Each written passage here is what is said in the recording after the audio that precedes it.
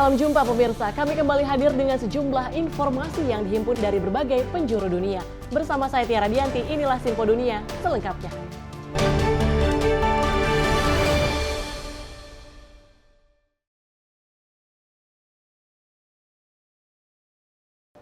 Selama lebih dari 20 tahun, seorang mantan jurnalis yang menjadi seniwati telah memberi warga Amerika kesempatan untuk menyampaikan suara mereka kepada Presiden Amerika Serikat. Seniwati Cheryl Oring mengajak warga menyuarakan pendapat mereka lewat mesin ketik kuno dalam proyek yang disebut I Wish to Say. Sepatu merah dengan hak tinggi, baju setelan merah dan mesin ketik. Ini adalah Cheryl Oring dan ia punya kisah untuk diceritakan. My name is Cheryl Oring. I'm an artist and I've been going around the country with a typewriter for the past 20 years. Asking people what they wish to say to the president, or in this case, to the next president. Cheryl pernah menjadi redaktur di koran New York Times, tapi pada tahun 2004 ia memutuskan beralih untuk menyalurkan suara dan harapan warga Amerika yang ia temui melalui sebuah proyek yang ia sebut I Wish to Say. Ia juga menggelar pameran dan menulis buku, semuanya berdasarkan pesan-pesan warga yang diketik itu. So I'm playing the role of the secretary. My grandmother was a secretary, so I was inspired by her. And she was a secretary in the political science department at the University of Maryland, and always was dressed to the nines and had lots of costume jewelry and wigs that I could play with when I went to visit her. So I really loved dressing up with my grandmother's clothing and playing with all of her beautiful things. Expressing their thoughts. Proyek I Wish to Say telah berlangsung selama 20 tahun dan menjadi saksi dari 4 presiden Amerika. How would you like to start? Sometimes people start to the next president, and sometimes they use a different beginning, so that's up to you. Yeah, let's say to the next. To the next president, should I say that? Yeah, to the next president, or to Mr. Trump, former President Trump, our next president, you know. Sometimes they need to think for a moment. I love that moment where someone's going like this, thinking, what will I say? It's such a beautiful moment. I want to say that I hope that you're able, but I feel like it really kind of brings people together to have a conversation and think about politics and the world in a more wholesome way than, on social media. Menurut Cheryl, ia menghargai kebebasan berbicara di Amerika di atas segalanya dan ia membuatnya menjadi tugasnya untuk mendokumentasikan pemikiran dan gagasan sangat berbeda dari sesama warga Amerika, dari keingintahuan anak-anak. Dear Mr. Obama, what does it look like in the White House? Do you have a dog? Hingga desakan untuk mengingat apa yang membuat Amerika menjadi seperti sekarang. Dear President, please don't forget what made this country great. Keep embracing diversity and support those with special needs. Hingga imbauan agar lebih manusiawi. Hello, Mr. President. As a teacher, I sometimes admit to my students when I have made a mistake.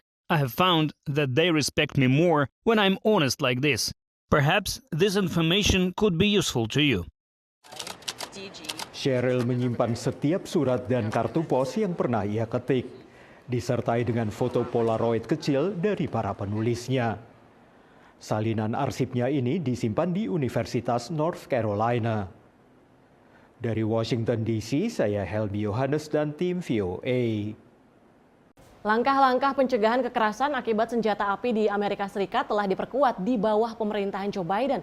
Tetapi perubahan kebijakan besar diperkirakan akan terjadi setelah Presiden terpilih Donald Trump menjabat pada bulan Januari. Hak-hak pemilik senjata akan dilindungi di bawah kepemimpinannya adalah sebuah janji yang dibuat oleh Presiden terpilih Donald Trump yang menurutnya akan segera ditepati. In my second term, we will roll back every Biden attack on the Second Amendment. The attacks are fast and furious, starting the minute that Crooked Joe shuffles his way out of the White House. Hampir 47.000 nyawa melayang akibat kekerasan senjata api pada tahun 2023, menurut Pusat Pengendalian dan Pencegahan Penyakit AS, CDC. Presiden Joe Biden menerapkan serangkaian tindakan yang menurut para peneliti membantu menurunkan jumlah tersebut. This includes the American Rescue Plan funds, to support community violence intervention programs. The Biden administration has strengthened the ability of the ATF and the FBI to regulate the industry. Para pendukung hak senjata mengatakan tindakan Biden melanggar hak untuk memiliki senjata yang tercantum dalam amandemen kedua Konstitusi AS. Mereka yakin Trump akan menghapusnya. We don't think that they've done anything to keep people safe. All they've done is infringe on Second Amendment rights. Para pendukung juga berharap Trump memenuhi janjinya untuk menandatangani undang-undang membawa senjata secara tertutup. Undang-undang ini akan memfasilitasi pemegang izin untuk bepergian ke seluruh 50 negara bagian dengan senjata mereka. In each state that you pass through, you have to look up their specific gun laws, and in some cases you wouldn't be legal to carry in those particular states.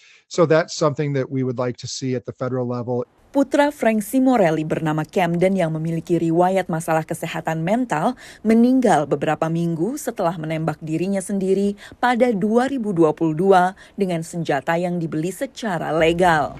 Simorelli menginginkan langkah-langkah keamanan senjata seperti pemeriksaan latar belakang yang lebih ketat agar tetap berlaku di bawah pemerintahan Trump. You know, if a mom or dad wants to keep a gun in the house for protection, I have no problem with that. The problem I have is, why does your right to have a gun overshadow my right to keep a gun out of my house? Survei Pew Research menunjukkan ada dukungan bipartisan yang luas di antara masyarakat Amerika untuk mencegah orang dengan gangguan kesehatan mental untuk membeli senjata api. Namun masyarakat Amerika tetap terbelah pada sebagian besar proposal kebijakan mengenai pengaturan senjata api. Dari Washington DC, saya Valdia Baraputri dan tim VOA. Presiden terpilih Amerika Serikat Donald Trump menunjuk Senator Partai Republik dari Florida Marco Rubio sebagai calon Menteri Luar Negeri Amerika Serikat. Rubio dikenal sebagai kritikus vokal Tiongkok, mendukung gerakan pro-demokrasi di Hong Kong, dan dikenai sanksi oleh Beijing pada 2020. Bagaimana potensi hubungan Amerika Serikat-Tiongkok dengan penunjukan ini? The threat that will define this century is China. Seorang kritikus vokal Tiongkok. Sebagai senator, Marco Rubio telah mengusulkan undang-undang untuk mengurangi ketergantungan pada impor dari Tiongkok. Dia juga mengadvokasi mitra global melawan apa yang dia gambarkan sebagai agresi ekonomi dan militer Tiongkok yang semakin meningkat. China now pursues economic imperialism, entrapping the developing world to the exploitative loans of the Belt and Road Initiative. They're now an imminent aggressor to our allies and our partners in places like Taiwan and Japan and India and elsewhere. Sebagai pemimpin Komisi Bipartisan untuk Tiongkok di Kongres AS, Rubio telah mendukung gerakan pro-demokrasi di Hong Kong. Dia kemudian dijatuhi sanksi oleh pemerintah Beijing atas apa yang dikatakan Tiongkok sebagai keterlibatannya dalam isu-isu terkait Hong Kong. Di Kongres, Marco Rubio dianggap sebagai salah satu politisi yang paling kritis terhadap Tiongkok. Dia mendukung larangan impor terhadap sejumlah produk Tiongkok yang berkaitan dengan kerja paksa di Xinjiang, serta memperluas sanksi terhadap mereka yang bertanggung jawab atas pelanggaran HAM minoritas Muslim Uighur. Merespon pencalonan Marco Rubio, pengamat menilai hubungan AS-Tiongkok akan lebih sulit. That it will pose a significant challenge for China, not least because China will have to lift its sanctions against Rubio. Otherwise, they cannot talk to the U.S. Secretary of State, which is simply not an acceptable situation for either country to be in. Hubungan AS-Tiongkok berdampak pada masalah Laut Cina Selatan, serta sekutu AS, Taiwan, pulau mandiri yang diklaim Tiongkok sebagai wilayahnya. Selama pemerintahan Presiden Joe Biden, AS berulang kali mengatakan akan membantu Taiwan jika Tiongkok menyerang. Namun Presiden terpilih Donald Trump telah menyarankan Taiwan harus membayar AS untuk pertahanannya. We will be very careful and very watchful about the development, but we are not panicking. We also have a very strong bipartisan support in the Congress, and that always can be Taiwan's best ambassadors to sustaining and improving the Taiwan-U.S. relations and in all different fields. Dukungan AS terhadap Taiwan diperkirakan tetap kuat, mengingat Donald Trump juga menunjuk Mike Waltz, anggota Kongres yang juga pro-Taiwan, untuk menjadi penasehat keamanan nasional. They're both China hawks. They're both serious about preserving the Taiwanese people right to govern themselves and see the importance to us of having that ally in that exact location. Namun Beijing diperkirakan menghindari figur-figur tersebut dan melakukan pendekatan personal kepada Donald Trump. The Chinese government are likely to put Xi Jinping to engage directly with Donald Trump much more than has happened under the Biden administration. Dari Washington DC, Rio Tuasikal dan tim VOA. Presiden Amerika Serikat terpilih Donald Trump telah mengisyaratkan keinginan menyudahi konflik di Gaza dengan cepat. Ia mengatakan pembalasan dahsyat akan terjadi jika Hamas tidak membebaskan sandranya pada 20 Januari, hari dia menjabat. Bagaimana prospek perdamaian di Gaza di saat pemerintahan Biden yang akan lengser tetap mendorong kesepakatan gencatan senjata? Penderitaan dalam 14 bulan terakhir, ketika Israel melanjutkan kampanye militernya di Gaza sebagai pembalasan atas serangan Hamas pada 7 Oktober 2023. Puluhan orang masih disandra, termasuk beberapa warga negara Amerika, oleh Hamas, kelompok yang masuk daftar teroris pemerintah AS. Presiden terpilih Donald Trump mengatakan jika para sandera tidak dibebaskan sebelum dia menjabat pada 20 Januari, maka pembalasan luar biasa menanti. They're going to have to determine what that means. But it means it won't be pleasant. Trump mengklaim berandil atas gencatan senjata bulan lalu antara Israel dan Hizbullah di Lebanon, yang ditengahi oleh Amerika Serikat dan Prancis. Namun di Gaza tidak jelas apa yang dia rencanakan. President Trump may in fact have some resources that they can deploy to the Gaza Strip to place military pressure on Hamas. I fail to see how that will be significantly harsher than what the Israelis have brought to bear over the last 14 months. Still, there could very much so be, there could be another element, which I hope that's not the approach, to maybe squeeze some of that humanitarian aid going in. Sementara itu, pemerintahan Joe Biden yang akan lengser mendorong lebih banyak bantuan kemanusiaan masuk ke Gaza, serta bekerja sampai menit terakhir untuk mencapai gencatan senjata. Presiden Joe Biden memiliki waktu kurang dari 1 bulan sebelum digantikan oleh Donald Trump. Menlu AS Antony Blinken mengatakan pihaknya tidak ingin Hamas berkuasa. Gaza has to be translated into something different that ensures that Hamas is not in any way in charge, that Israel doesn't have to be, and that there's something coherent that follows that enables the governance, the security, the reconstruction of Gaza. Tujuan itu masih di luar jangkauan, meskipun ada dorongan diplomatik terbaru antara Washington dengan Turki, Mesir, dan Qatar. Analis mengatakan gencatan senjata masih belum pasti sebelum atau sesudah Trump dilantik pada Januari. Tetapi masa transisi dipandang oleh musuh sebagai momen penuh peluang. And so the imperative on us, both the outgoing Biden administration, the incoming Trump administration, has to be to lash up more tightly than is typical, to spend more time together than is typical, and to try to ensure we are sending a common, clear message to both friends and adversaries in the Middle East. Baik presiden yang akan lengser Joe Biden maupun yang akan menjabat Donald Trump memiliki pesan serupa, bahwa Amerika Serikat ingin konflik berakhir. Sejauh ini, pihak-pihak yang bertikai tidak mendengarkan. Dari Washington DC, demikian laporan tim VOA. Sinpo Dunia kami lanjutkan dengan informasi, walau belum ada obat yang mampu menyembuhkan atau memutar balik gejala Alzheimer, sejumlah aktivitas bermanfaat meningkatkan kualitas hidup pasien demensia dan orang sekitarnya. Sejak 2011, paduan suara Unforgettable Chorus menjadi wadah harapan yang menawarkan ruang bagi orang dengan demensia untuk tetap menjadi bagian dari masyarakat. Love me tender, love me true. Di rumahnya, Jerry Flaster terus berlatih menyanyi, walau Alzheimer menggerogoti ingatannya. Baginya dan istri, Rita, musik membuat mereka tetap menyatu. We're married 15 years. And we've had a great relationship together. A lot of music and singing, concerts, friends. It's been wonderful. Jerry adalah anggota Unforgettable Chorus yang sejak tahun 2011 telah mengubah hidup banyak orang, termasuk Jerry dan Rida.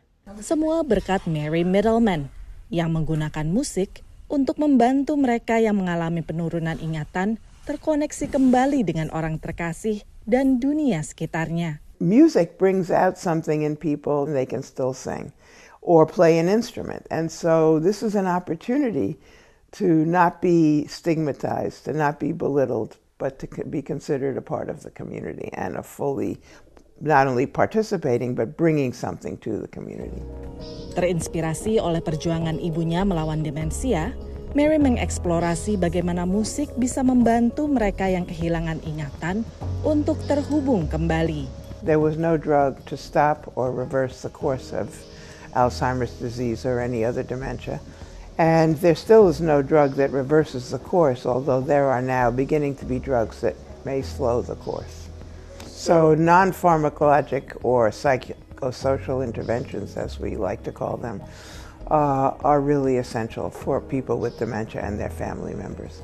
Riset Mary pun menunjukkan kegiatan ini meningkatkan kualitas hidup pasien dan juga orang di sekitarnya. It's important that we are able to show that we have created something that is effective and perhaps as effective, more effective, or can be used together with any drugs that become available. But it itself, just the social support that's provided by this kind of chorus is an important ingredient in everyone's life. Unforgettable Chorus telah menjadi suaka bagi Jerry. Tempatnya untuk bisa tetap bernyanyi, merasa percaya diri, tersenyum, dan jadi bagian dari sesuatu yang lebih besar. It's made a very big impact. I mean, this is the one activity left for him now that he really enjoys going to. And he's very happy when music is played. It becomes a different person. He becomes major happy. Because the Alzheimer's really affects his mood very much. Love me tender, love me. Ingatan Jerry kian memudar. Tapi satu hal yang selalu dirasakannya, musik memberinya kebahagiaan. Dan bagi Rida, ini adalah segalanya. How I love you so. Dari kota New York, VOA. Love me tender, love me true. All my dreams fulfill. Sekelompok pemuda Somalia melakukan pembersihan pantai secara mingguan di Mogadishu dalam upaya melindungi lingkungan laut negara itu. Mereka telah mengumpulkan 2 juta kilogram sampah selama beberapa bulan terakhir dan belum lama ini kelompok mereka meraih penghargaan Arab Volunteer Award. Anak-anak muda ini membersihkan sampah plastik dan sampah lainnya dari pantai di ibu kota Somalia, Mogadishu, sebagai bagian dari inisiatif bersih-bersih yang mereka mulai.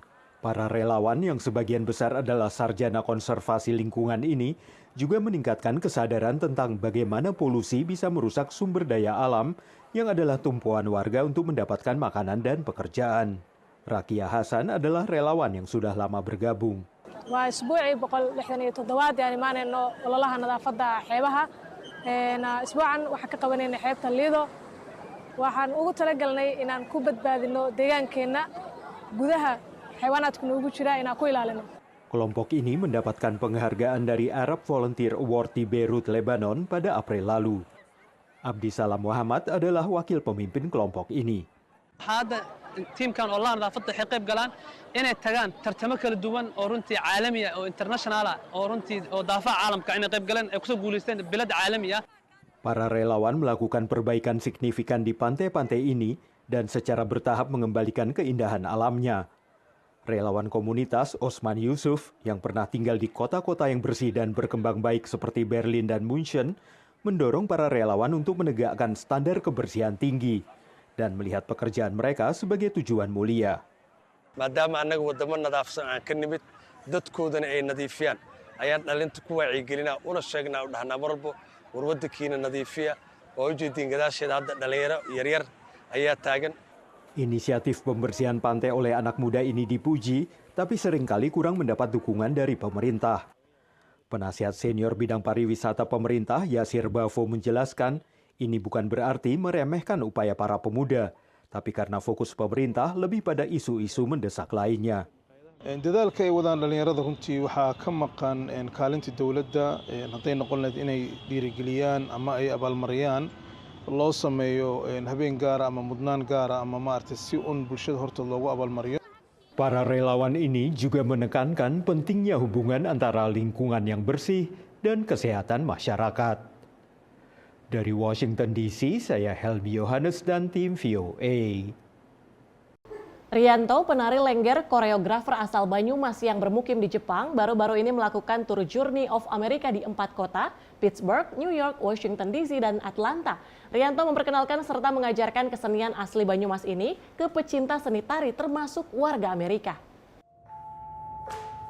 Perkenalkan, nama saya Rianto, saya penari dan koreografer Lengger Lanang Banyumas. Memperkenalkan tari lengger ke pecinta seni tari di Amerika menjadi tujuan tur Journey of America yang dilakukan Rianto, penari dan koreografer asal Banyumas yang kini menetap di Jepang. Lengger Banyumas ini merupakan kesenian asli dari Banyumas yang dulunya adalah untuk upacara ritual kesuburan dan dilakukan oleh laki-laki, dan penari ini sebenarnya adalah masyarakat pedesaan itu sendiri yang melakukannya, karena ketika mereka tanam padi itu melakukan kegiatan tradisi yaitu dengan menari. Selama bulan November lalu, Rianto menampilkan tari tradisional lintas gender ini di 4 kota, Pittsburgh, Atlanta, Washington DC, dan New York.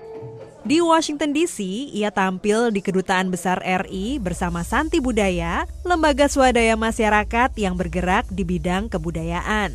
Melalui acara bertajuk Spirit of Nusantara, A Cultural Archipelago, Rianto menari lengger di hadapan para pekerja profesional Amerika dari organisasi International Club of DC. Ya, kali ini saya memperkenalkan tari lengger bagi masyarakat.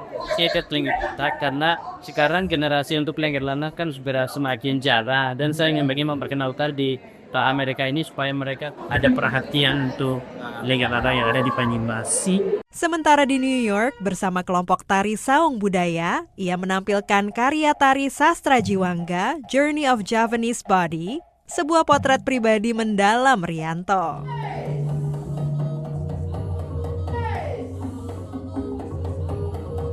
Menurut Hani Zainuddin, diaspora Indonesia yang hadir menyaksikan, warga kota New York menikmati pentas seni seperti ini. This is very good show. Very good show? Yes, it's interesting and we should have show like this more from Indonesia. Selain pentas, Rianto juga mengajarkan tari lengger pada workshop di Ripley Greer Studios yang dihadiri para penari Indonesia dan Amerika. I feel like not beginners workshop. It went so fast, but it's so fun, and I love learning things like the fabric, the scarf that we are wearing, that Rianto says it's part of our body, and that affects how you interact with it, and you don't be scared of it, and it's a nice way to learn. Pengalaman saya mengajar tari lengger Banyumasan di New York bersama teman-teman orang Indonesia di New York dan juga orang Amerika khususnya, menarik karena mereka baru pertama kali mengenal lengger, dan semoga apa yang saya berikan bisa bermanfaat untuk mereka dan mereka akan continue mengajari atau belajar tari lengger Banyumasan ini yang rencananya memang akan saya buat acara tahunan. Dan tari lengger ini saya memberikan informasi tentang filosofi, gerakan, sejarah tentang lengger di Banyumas. Rianto berharap para penari ini akan tertarik untuk datang dan mempelajari lebih jauh sejarah lengger di Banyumas. Dari Washington DC dan New York, tim VOA. Pemirsa, informasi tadi sekaligus menutup jumpa kita pada edisi kali ini. Tetap saksikan Sinpo Dunia hanya di Sinpo TV. Saya Tiara Dianti, mewakili kerabat kerja yang bertugas, pamit undur diri. Terima kasih dan sampai jumpa.